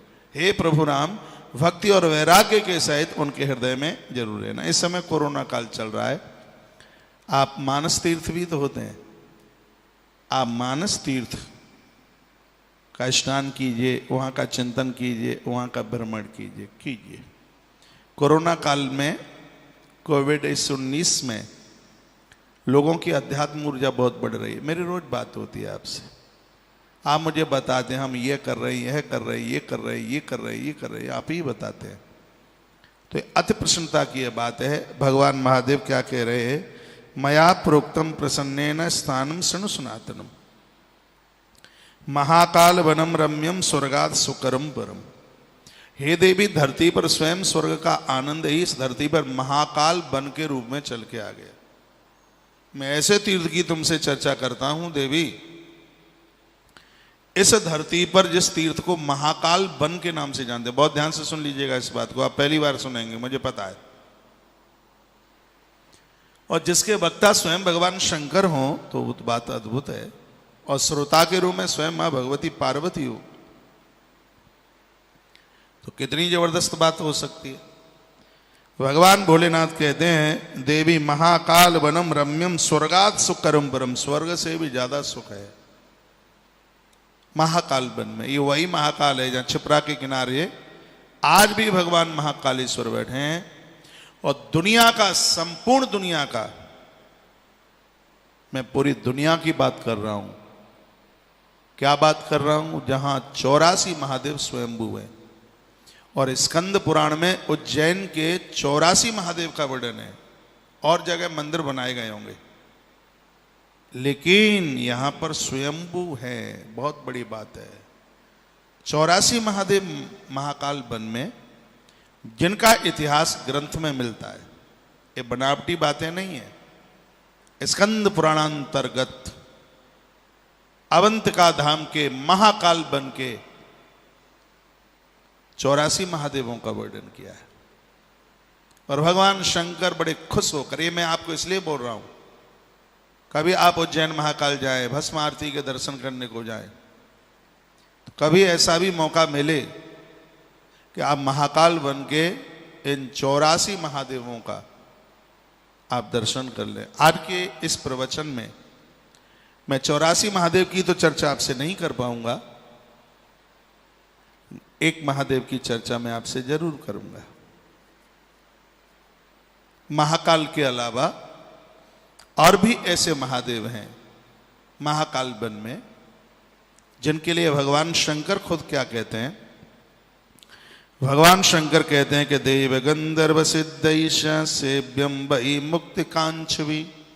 देवता गंधर्व सिद्ध जितने भी हैं, वो अपने आनंद के लिए महाकाल वन में 84 शिवलिंग का दर्शन करने को आते हैं। अवंतिका उज्जैन में विनोदार्थम मया सिष्टम तत्प्रियार्थम कुतो हालात। विधाता ब्रह्मा भी जब सृष्टि की रचना करते हैं, 84 महादेव की प्रदक्षिणा परिक्रमा करके जाते हैं। इतनी अनादिकाल से महिमा है, स्कंद पुराण में वर्णन है। तिलकम सर्वतीर्थानाम जम्बूदीपे मनोरमे इच्छकाम फलाप्नोप्ति नायासे न लभ्यते। पुराणाकार वर्णन करते हैं, मुक्तिकामी देव गंधर्व सिद्धगढ़ भी यहाँ निवास करते हैं। हे देवी, यहाँ इस स्थान का सृजन महाकाल वन का, हे देवी, हमने तुम्हारे आनंद के लिए भी किया है। तुम भी इस महाकाल वन में आनंद लेती हो। ये जम्बू द्वीप में संपूर्ण तीर्थों का तिलक है महाकाल वन। हम महाकाल भगवान के पुजारी हैं, इस बात हम इसलिए नहीं कह रहे हैं। ये धरती के जितने भी जो तीर्थ हैं, कोई तो भगवान की नाक है, कोई भगवान का मस्तिष्क है, कोई तीर्थ भगवान का हृदय है, कोई तीर्थ भगवान की भुजा है, कोई तीर्थ भगवान के चरण हैं, कोई तीर्थ भगवान का मस्तिष्क है। जैसे बद्रीनाथ भगवान का मस्तिष्क है, गया जी भगवान के चरण है, नैमिष भगवान का हृदय है। उसी प्रकार से महाकाल वन ये भगवान का तिलक है। तिलक, आप समझ पा रहे हैं जो यहां से जो बोला जा रहा है? आ रही होगी बात समझ में? लिखा है तिलकम सर्वतीर्थानाम जम्बू द्वीपे मनोरमे। ये धरती के जितने भी तीर्थ हैं ना, महाकाल वन इन तीर्थों का तिलक है। संपूर्ण तीर्थ जैसे प्रयाग में जाते हैं, वैसे वह भी महाकाल वन में बने हुए 84 शिवलिंग का दर्शन करने को आते हैं। उनके लिए यहाँ बोला गया है कि जरा रोग भयरहीनम सर्वव्याधि विवर्जितनम सक्रा अग्नि यमरक्षोम बुभायो सोमेश सेविताम। संपूर्ण प्रकार की बीमारियां, जरा, बुढ़ापा, सर्व व्याधि जहां समाप्त होती है, ऐसे महाकाल वन में सक्र यानी इंद्र, अग्नि, स्वयं वायु देवता, चंद्रमा, ये सब देवता महाकाल वन में चल करके आते हैं। यह इसकी महिमा है। भगवान शंकर कहते हैं देवता यहां विश्राम करने को आते हैं। स्वर्गे प्रमुदिता देवा तेप कांचंत सर्वदा। हमेशा हमेशा से यह देवता महाकाल वन में विश्राम करने को आते हैं। महिमा है इस जगह की। असंख्य फलम त्यक्षया चया गतिशः येन संवेश तथा वान्य चिंता स्थिर निर्वाभवी क्षेत्रस्य च गुणान वक्तुम देव दानव मानवई न शक्यते प्रयत्ना च स्वयं यस्त्रस्तो यम। भगवान कहते हैं कि महाकाल वन की महिमा स्वयं शेष और शारदा भी अपने मुखारविंद से नहीं कर सकते। यत किंचित शुभम कर्मम कृत्यम मानुष कर्मणा। बहुत ध्यान से सुन लीजिएगा। व्यक्ति का जब अति शुभ कर्म होता है, बहुत ज्यादा शुभ कर्म होता है, तब वह लोग महाकाल वन की यात्रा कर पाते हैं। महाकाल वनम प्राप्य तत् सर्व भस्म सात भवेत। काशी महाकाल वन ये एक ऐसे तीर्थ हैं भगवान महादेव के, ये प्रलय में भी सुरक्षित रहते हैं। और इसमें बड़ी सुंदर सी बात कही गई है, यदि मनुष्य का कोई भी पाप कर्म बड़े से बड़ा पाप हो जाए, यदि वह महाकालेश्वर यात्रा महाकाल वन की तरफ जाता है, 84 महादेवों का दर्शन करता है, स्पष्ट लिखा है, उस व्यक्ति का कितने से कितना भी बड़ा अपराध क्यों न हो, तत्क्षण उसका अपराध भस्म हो जाता है। महाकाल वन के 84 महादेवों का इतना बड़ा प्रभाव है। मुझे अवंतिका मालवा के लोग यदि सुन पा रहे हो तो एक मैसेज जरूर करना। आप लोगों ने 84 महादेवों का जरूर दर्शन जरूर किया होगा। आप उन 84 महादेव के बारे में जरूर जानते होंगे, जिनकी महिमा इन ग्रंथों में लिखी हुई है। वर्णन किया गया है कितना भी बड़े से बड़ा अपराध व्यक्ति से हो गया है, यदि वह अवंतिका महाकाल वन में इन 84 महादेव का दर्शन कर लेते हैं, उनके संपूर्ण पाप जल करके राख हो जाते हैं। ये स्वयं भगवान भूतनाथ भगवान शंकर ऐसा कह रहे हैं। तो उनकी महिमा में बड़ी सुंदर सी बातें कही गई हैं। नसागति कुरुक्षेत्रे गंगा द्वारे त्रपोस्करे या गतिर्वियता पुंसम महाकाल वने सदा। जो गति कुरुक्षेत्र में होती है, गंगा द्वार नाम है हरिद्वार का, जो गति हरिद्वार में होती है, पुष्कर में जीव की होती है, महाकाल वन में 84 महादेव का दर्शन करने से उस जीव को गति मिल जाती है, उसको मुक्ति मिल जाती है। भगवान महादेव ने कहा क्षेत्रस्यालोकने चित्तम जातमुत्कंठितम तबः त्वया सार्धम समागत्या महाकाल वने सुवे। कहा ये बात सुनकर के कोई विस्मृत मत होना। यहाँ आने के लिए जो भी कोई उत्कंठित हो गए हैं, हे देवी मैं तुम्हारे सहित वहां पहुंचकर महाकाल वन में किसी न किसी रूप से उस भक्त को दर्शन जरूर देता हूं। ये भगवान शंकर कहते हैं। किसी न किसी प्रकार से महाकाल वन, आज उसको अवंतिका उज्जैन बोलते हैं, प्राचीन नाम इसका महाकाल वन नहीं है पूरे क्षेत्र का। आज तो वहाँ बड़ी बड़ी बिल्डिंगें बनी हैं, बड़ी बड़ी इमारतें बनी हैं, लेकिन किसी समय पर यहाँ तक्षक नाग ने भी बहुत बड़ी तपस्या की है और भगवान शंकर के आसन के रूप में उसने यह सौभाग्य प्राप्त किया है। बहुत बड़ा वन हुआ करता था, ये बहुत बड़ी तपोभूमि रही है। और सबसे बड़ी बात यह है कि महाकाल वन देवताओं की तपोभूमि रही है। इंद्र ने यहां तप किया, चंद्रमा ने यहां तप किया, अग्नि देवता ने यहां तप किया, स्वयं धर्मराज ने यहां तप किया है।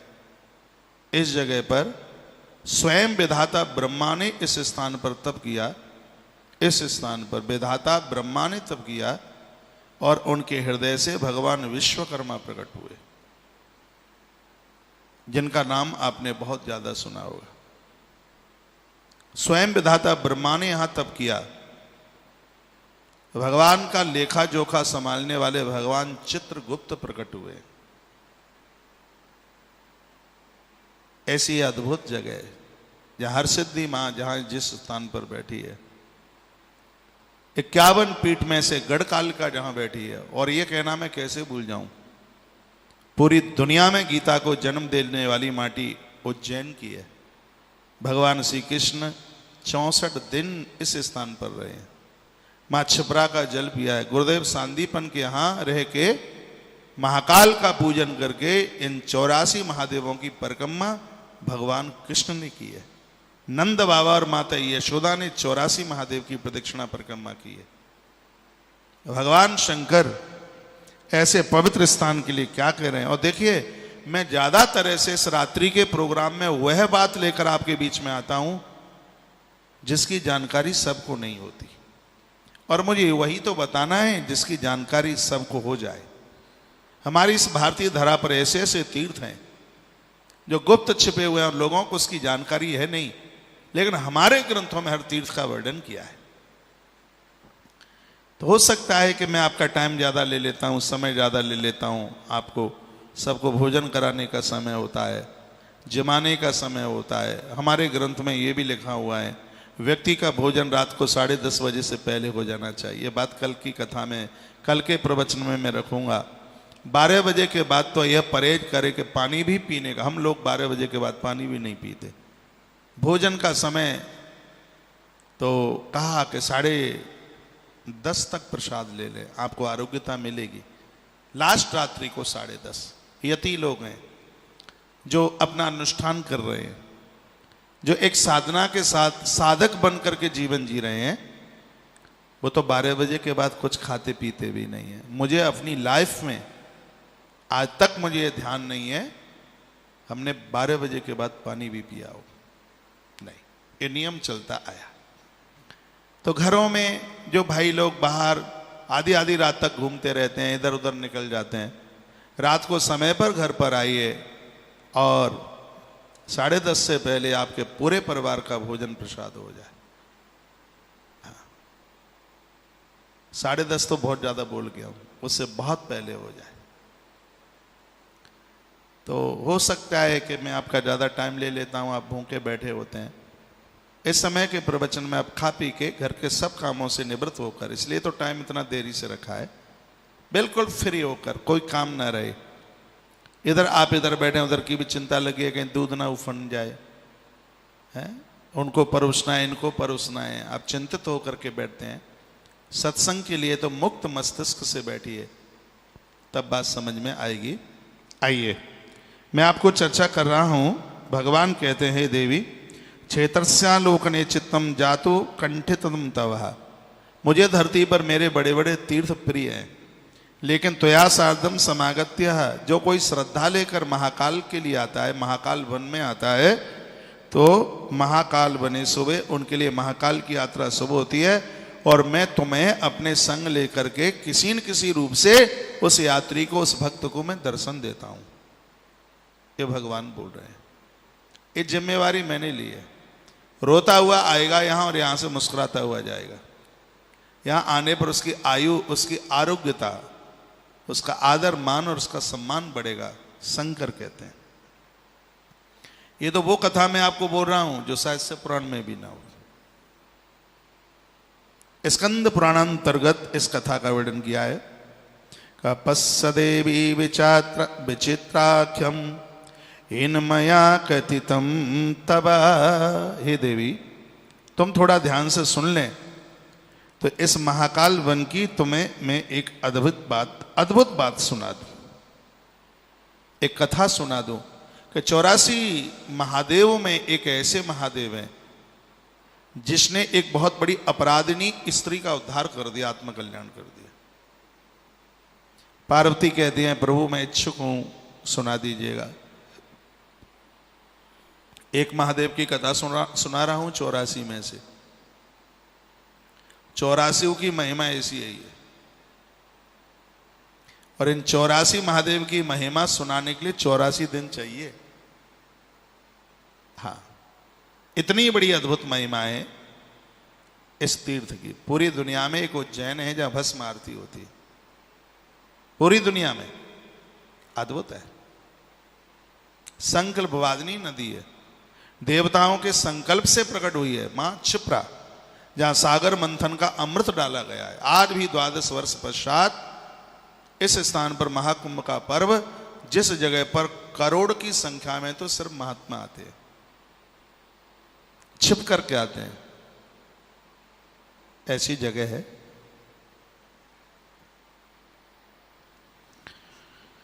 तो ये कथा भगवान भोलेनाथ कहते हैं पिंगला, क्या कहा कि कथा शृणु प्रियत्नेन पिंगलेश्वर संभवाम, यस्या श्रवणं मात्रेण कृतकृत्यो नरो भवेत्। हे देवी, 84 महादेव में एक कपिलेश्वर महादेव है। इनका दर्शन करते, नाम लेते ही व्यक्ति का सत्कर्म करने का मन करता है। इतनी बड़ी इनकी महिमा है। और इनकी दहली पर लोग कैसे मुक्त हो गए हैं, देवी वह सुन लीजिएगा। का पिंगला कन्यका देवी कान कुब्जे बभूवः, सुशीला च सुवेचा सा सौंदर्येणाति निर्मिता। कहा कि इस धरती पर एक ब्राह्मण ने जन्म लिया, उसका नाम था पिंगल। बड़ा धर्मात्मा था, बड़ा पुण्यात्मा था।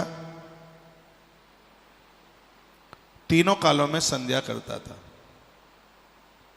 भगवान की पूजा किए बिना ये ब्राह्मण जल भी नहीं पीता। समय आने पर इसको बड़ी धार्मिक पत्नी मिली और उसका नाम था पिंगाक्षी। पिंगल ब्राह्मण की पत्नी थी पिंगाक्षी। दोनों बड़े धार्मिक थे। इन्होंने ईश्वर से कभी कुछ मांगा नहीं, लेकिन जो कोई मांगता नहीं है भगवान बिना मांगे देते हैं। समय चलता रहा। समय आने पर इस दाम्पत्य ने एक बड़ी सुंदर सी बिटिया को जन्म दिया। कानिकुब्ज नाम का यह गोत्र का यह ब्राह्मण था। बढ़िया ब्राह्मण था कानिकुब्ज ब्राह्मण। और बड़ी सुशील उसकी बेटी, और उस बेटी का नाम इसने अपने नाम से जोड़ करके उसका नाम रख दिया तथा पिंगलादीनी। उस बेटी का नाम इसने पिंगला रखा। अपना नाम था पिंगल, पत्नी का नाम था पिंगाक्षी, इसने बिटिया का नाम पिंगला रख दिया। धीमे धीमे वह बेटी छोटी सी बड़ी हो रही थी। और भगवान ऐसा किसी के साथ ना करे। एक समय की बात थी, पिंगला की मां का स्वर्गवास हो गया। इधर बिटिया विवाह के लायक हो रही थी और उसकी मृत्यु हो गई। मां के बिना बच्चों का लालन पालन बड़ा मुश्किल हो जाता है, बड़ा दुस्तर हो जाता है, बहुत दिक्कत होती है। उस पिता पिंगल ने अपनी बेटी को जैसे तैसे पाल पोस करके बड़ा किया। महापुरुष का जीवन जी रहा था। ऋषियों ने कहा बेटी सयानी हो गई है, इस बेटी के लिए कोई घर वर देख लो, इसका विवाह कर दो।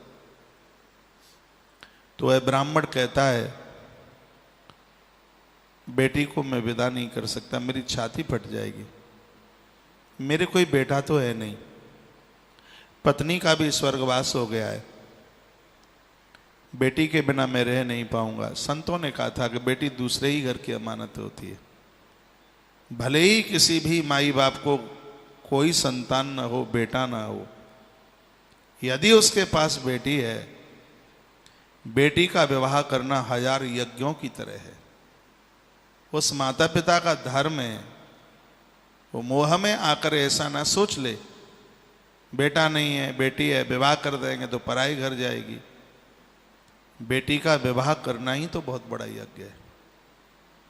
बेटी को अविवाहित रखना, जानबूझ करके रखना, तो अपराध है। और हुआ यह कि संतों ने, ऋषियों ने समझाया उसको, लेकिन एक मोहग्रस्त होकर के, और उसने उस सयानी बेटी का विवाह नहीं किया।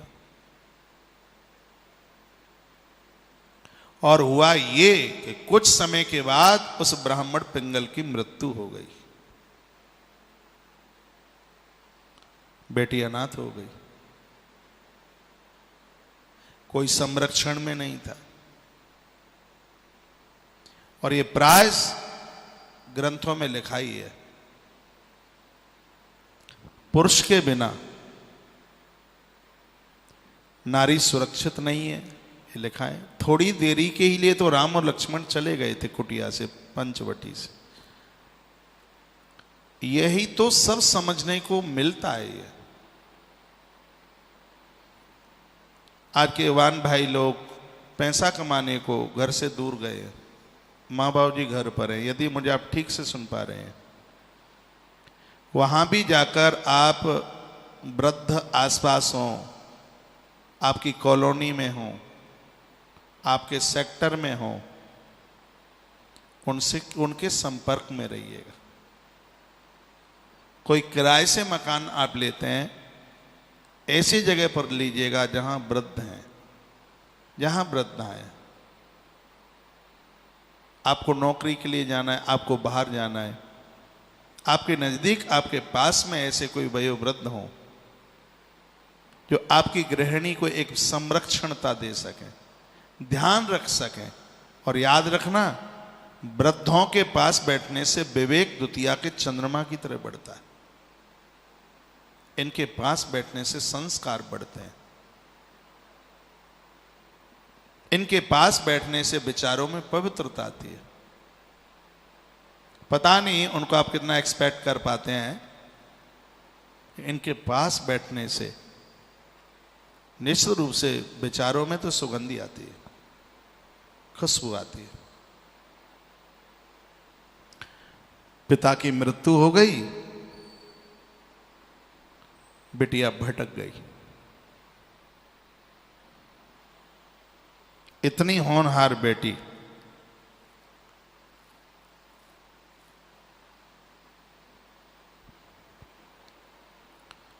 इधर उधर भटक गई।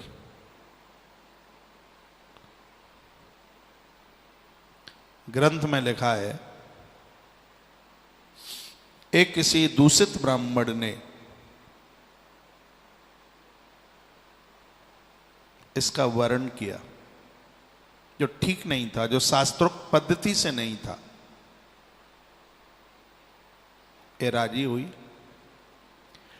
एक दिन हुआ यह है कि एक कोई पराया पुरुष आया, उसके सहयोग के द्वारा इस पिंगला नाम की उस स्त्री ने उस ब्राह्मण के टुकड़े टुकड़े कर दिए, उसको खत्म कर दिया। उस ब्राह्मण के माता पिता को जब इस बात का पता चला कि इस उल्टा ने हमारे पुत्र को मार डाला, वो इतने कोपित हो गए, उनके आंसू दुख भरे इतने जमीन पर, धरती पर गिरे।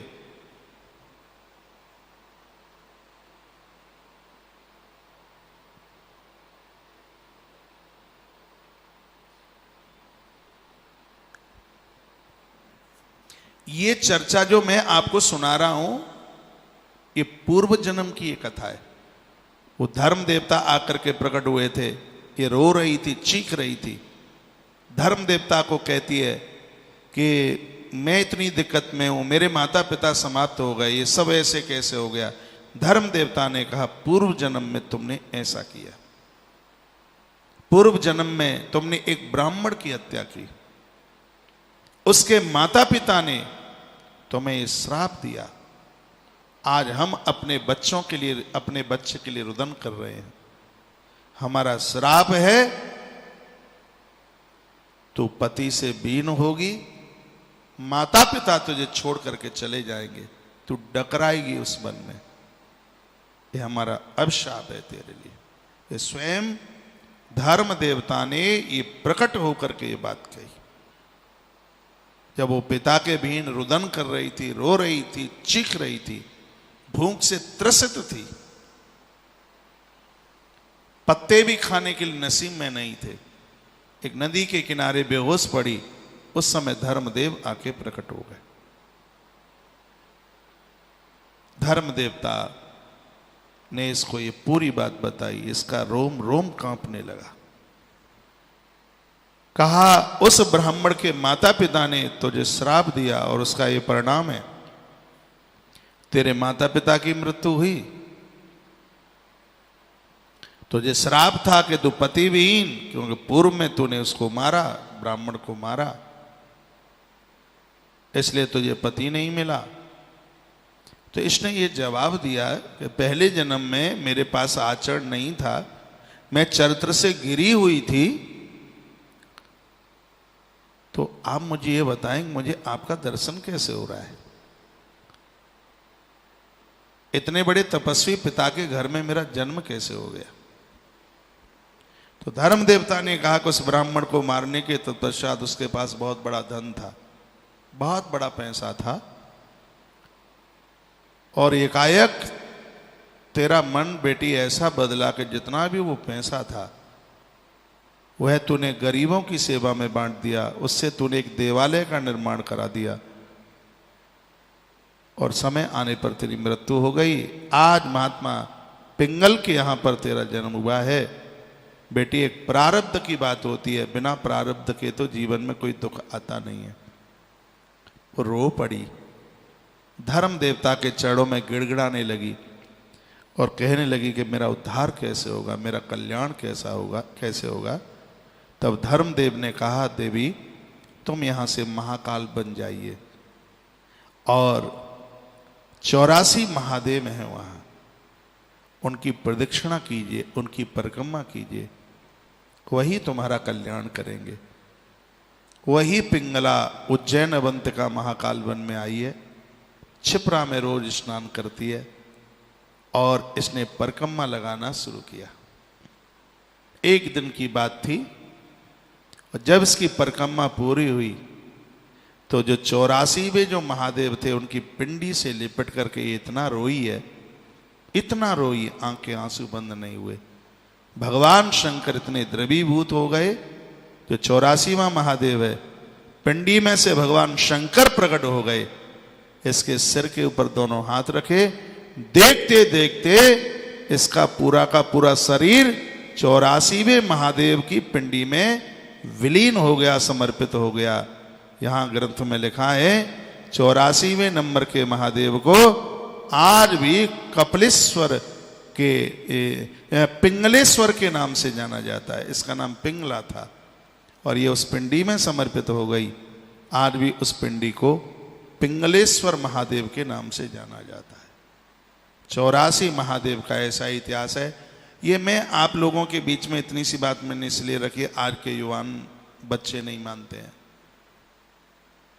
बहुएं नहीं मानती, स्वभाव बड़ा कर्कश है, वो कहते हैं सब ढोंग है, ड्रामा है, ये सब नौटंकी है, और पता नहीं क्या क्या बोल देते हैं।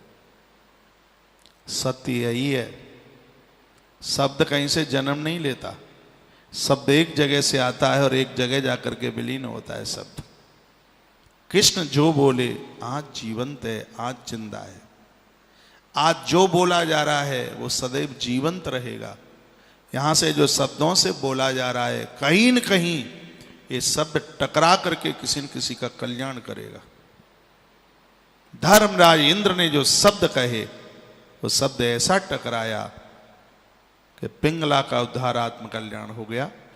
मैं युवान भाइयों को कहना चाहूंगा, माँ बाबूजी सत्कर्म के लिए, माता पिता कथा सुनने के लिए, तीर्थ यात्रा के लिए आप उनका सहयोग कीजिएगा, कभी रोकिएगा मत। तीर्थों के माध्यम से शांति मिलती है, समर्पण मिलता है, संतोष मिलता है। ये तीर्थों की महिमाएं। चरण राम तीर्थ चल जाई, राम बसों तिनके मन माही। भैया जिनको तीर्थ जाने का अभ्यास है, ईश्वरीय सत्ता तो वहां वास करती है। आज का प्रश्न यह है, तीर्थ करने से क्या होता है? तीर्थ करने से मुक्ति मिलती है, तीर्थ करने से भगवान का धाम मिलता है, तीर्थ करने से भगवान की गोद मिलती है, तीर्थ करने से इहलोक और परलोक हमारे दोनों के दोनों सुधरते हैं। तीर्थ नाम है तारने का, तीर्थ नाम है तैरने का। ये तीर्थ हमारे लिए उस जहाज की तरह है, जैसे जहाज हमें समुद्र से पार कर देता है, ये तीर्थ हमें भव सागर से पार कर देते हैं। महात्मा याज्ञवल्क्य ने अपनी स्मृति में तीर्थ को तारने वाला जहाज बताया।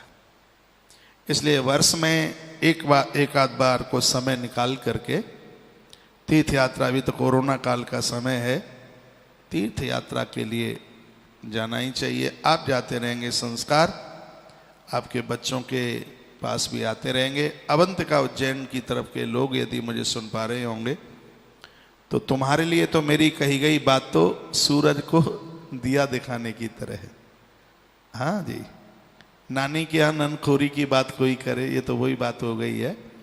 आपको तो सब कुछ पता है, सब आपको मालूम है, लेकिन आपको मालूम है सब कुछ, मैंने तो सिर्फ आपको बस याद दिलाया है। लेकिन मैंने इतनी सी बातें कही हैं, आज हजारों लोग देख रहे हैं इस चैनल पर। सावन के महीने में यहाँ की बड़ी अद्भुत परिक्रमा लगती है। माघ में भी शिवरात्रि के आसपास भी परिक्रमा लगती है, 84 महादेव की प्रदक्षिणा लगती है। मैंने बहुत बार मन बनाया, मैं उज्जैन से बहुत प्रेम करता हूँ, मुझे महाकाल बहुत प्रिय है। पूरा सावन का अनुष्ठान वृंदावन में हुआ, एक भी क्षण ऐसा नहीं था कि मैं मन से भगवान महाकाल के चरणों में न रहा हूं। मेरी बहुत आस्था है, अद्भुत महादेव। इतनी व्यस्तता रही कि मैंने बहुत बार मन बनाया 84 महादेव प्रदक्षिणा परिक्रमा के लिए, लेकिन वह नहीं बन पाया। लेकिन मुझे जो कथा मैंने आज आपके बीच में जो बताई है वो पहले मुझे नहीं पता था। यदि ये बात मुझे पहले पता होती तो मैं जरूर कुछ न कुछ समय निकालकर वो परिक्रमा में जरूर करता। जब मैंने स्कंध पुराण पढ़ा, जब पढ़ा तब ये बात मेरी समझ में आई कि महाकाल वन में 84 महादेव की इतनी बड़ी महिमा है, जो जीव का तारण करते हैं, कल्याण करते हैं। तो जब भी आपका कभी महाकाल वन की तरफ जाना हो, उज्जैन की तरफ जाना हो, माँ क्षिप्रा में स्नान करके अपने जीवन में एक बार 84 महादेव के दर्शन कर लीजिएगा। इनका प्रभाव स्कंध पुराण के अवंतिका खंड में, इतनी बड़ी किताब है अवंतिका खंड की, इतनी बड़ी, और उसमें पूरा उज्जैन का ही वर्णन है और एक से एक महिमा। 84 महादेवों की तो इतनी बड़ी महिमा कही है, और स्वयं भगवान महादेव बोलते हैं, पार्वती को सुनाते हैं। वहां तो उसमें ये लिखा है कि कोई स्वप्न में भी उज्जैन पहुंच जाता है, रात को सोते सोते उसको भी भगवान शंकर मुक्त कर देते हैं। ऐसी महिमा, ऐसा प्रभाव इस जगह का है। तो आज हमने श्रीधाम वृंदावन से अवंतिका उज्जैन महाकाल वन की यात्रा की है। इस यात्रा का मानसिक रूप से भी आपको बहुत बड़ा फल, बहुत बड़ा पुण्य मिलेगा। जितेंद्र भाई शुक्ला आप कह रहे हैं, महाराज जी हमें 84 महादेव के बारे में इतना नहीं पता था जितना हमें आज पता चला है। सौम्या रघुवंशी आपने लिखा हर साल जाते हैं सावन में। आप जाते जरूर होंगे, लेकिन इतनी बातें नहीं पता होगा जितना कि अभी यहाँ से बताया गया है। राधा शर्मा बहन आपने कहा है महाराज जी तीर्थ के लिए तो जाते हैं हम, पर ये पता चल गया है कि कैसे करना चाहिए। महाराज जी बहुत बहुत आभार है। तो इस समय के जो प्रवचन में जो कुछ बातें हैं बिल्कुल नई सी यही हैं, और अच्छा ही लग रहा है सुनने में। मुझे जब बोलने में अच्छा लग रहा है तो आपको सुनने में जरूर अच्छा लग रहा होगा। बिटिया शिवानी मालवीय तुमने लिखा है महाराज श्री जी हमें बहुत नई नई बातें सुनने को मिलती हैं। ये सब बातें कोई भी नहीं बताते, हमें ये प्रोग्राम बहुत बहुत अच्छा लग रहा है। रोज मैं ऐसी ही नई बातें लेकर आपके बीच में रात्रि के समय में उपस्थित होऊंगा। इस धरती के जितने भी तीर्थ हैं और जितने भी महात्मा हैं, जितनी भी सती हैं, जितने भी ये भक्त हुए हैं, अद्भुत भक्त हुए हैं, उन सब की बातें मैं इस समय के इस प्रोग्राम में बताऊंगा। चारों वर्णों के जो महापुरुष हैं, चारों वर्णों के जो महापुरुष हैं, उनकी चर्चा इस समय के प्रोग्राम में होगी। राजा भोज के बारे में आप सुनेंगे, विश्वकर्मा भगवान के बारे में आप सुनेंगे, रविदास के बारे में आप सुनेंगे, गुरु नानक देव के बारे में सुनेंगे, अग्रसेन जी महाराज के बारे में सुनेंगे आप। ये सब चर्चाएं इस रात्रिकालीन, इस निशा काल के प्रोग्राम में ये आपको सुनने को ये प्राप्त होगा। अभी बहुत बज रहा है, पूरे दिन आप कथा सुनते हैं, अभी भी 11:30 बज जाता है, 11:15, 11:30, सोते सोते 12 बज जाता है। लेकिन जो चर्चा जो भगवान की कही जाती है वही शाश्वत है। और क्या भरोसा इस जिंदगी का साथ देती नहीं है किसी का। क्या पिछले वर्ष इन दिनों में जो लोग थे जो आज कोरोना की महामारी में चले गए, क्या उन्होंने ये सोचा था कि अगले वर्ष हम वो पितरपक्ष श्राद्ध पक्ष नहीं देख पाएंगे, और आज हमारे वह मध्य में नहीं है। इसलिए मैं सबको ये बार बार निवेदन करता हूं। आज भी कुछ लोग आए थे, भक्त लोग, उनके बीच में भी मैं कह रहा था वो लोग बड़े बुद्धिमान हैं कि इस वर्ष में अपने आप को सुरक्षित रखते हुए ज्यादा से ज्यादा अपना पुण्य कमाएं, अपने आप को परिवर्तित करें, अपने ऊपर खर्चे कम करें, बदलें अपने आप को, और यही हमारे जीवन की श्रेयस्कर पूंजी रहेगी, श्रेयस्कर पूंजी होगी। तो ये निशा काल का जो प्रोग्राम है, इसमें आप थोड़े फ्री होकर के, घर के काम काजों से बिल्कुल फ्री होकर के फिर यह सुना करें तो और ज़्यादा ठीक रहेगा।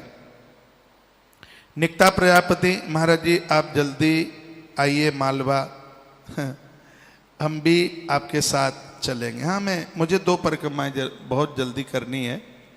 एक तो मां नर्मदा की पूरी परिक्रमा करनी है, मेरी धमनियों में घुस गई है परिक्रमा, जब से मैंने नर्मदा पुराण की कथा कही है तब से बहुत बड़ा प्रभाव है। और एक है 84 महादेव, बड़ी अद्भुत बात है।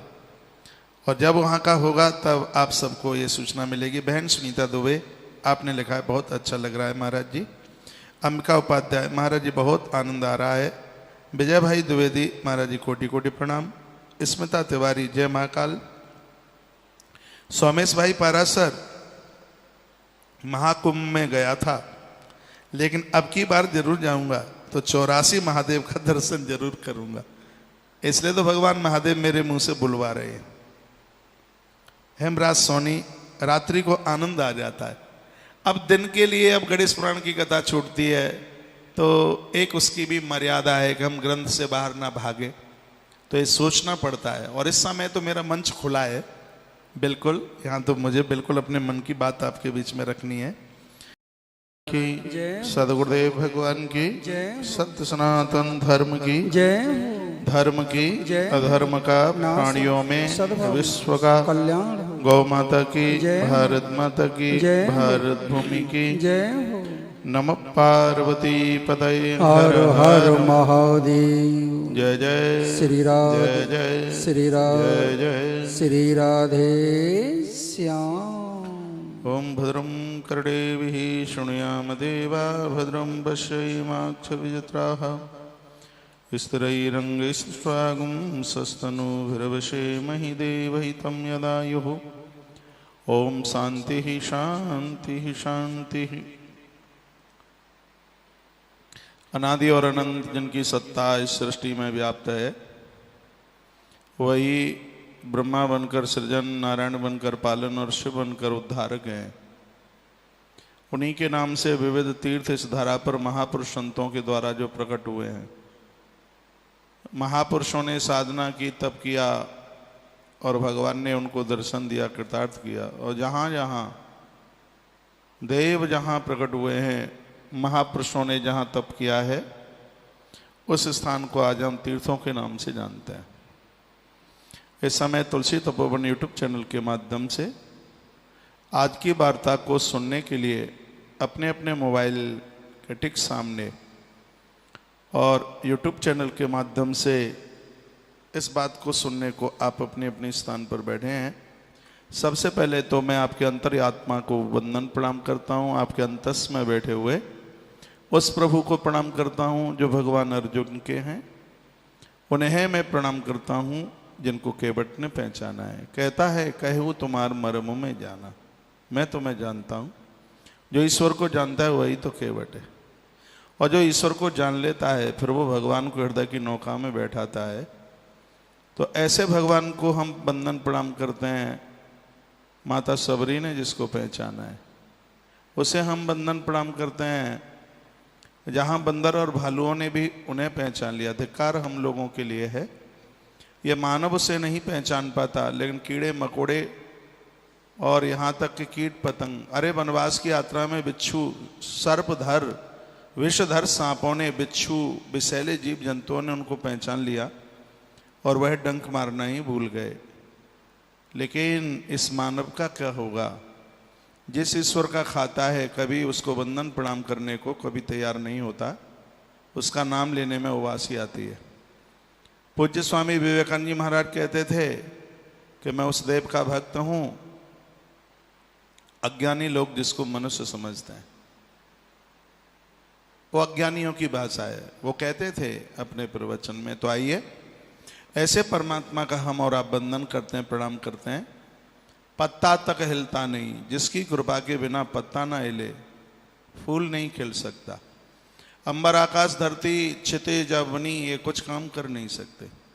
जैसे बिजली के जाने के बाद सब यंत्र अपने आप पड़े के पड़े रह जाते हैं, उस भगवती सत्ता के प्रभाव के बिना तो सब कुछ असंभव है, मृत है, और ये जीवंत उसी के ही द्वारा है। और आइए उसी ईश्वर को हम वंदन और प्रणाम करते हैं। और आज का यह विषय है, तीर्थ क्यों किए जाते हैं, हम तीर्थों में क्यों जाते हैं। आज की युवान पीढ़ी यह प्रश्न कर सकती है, तीर्थ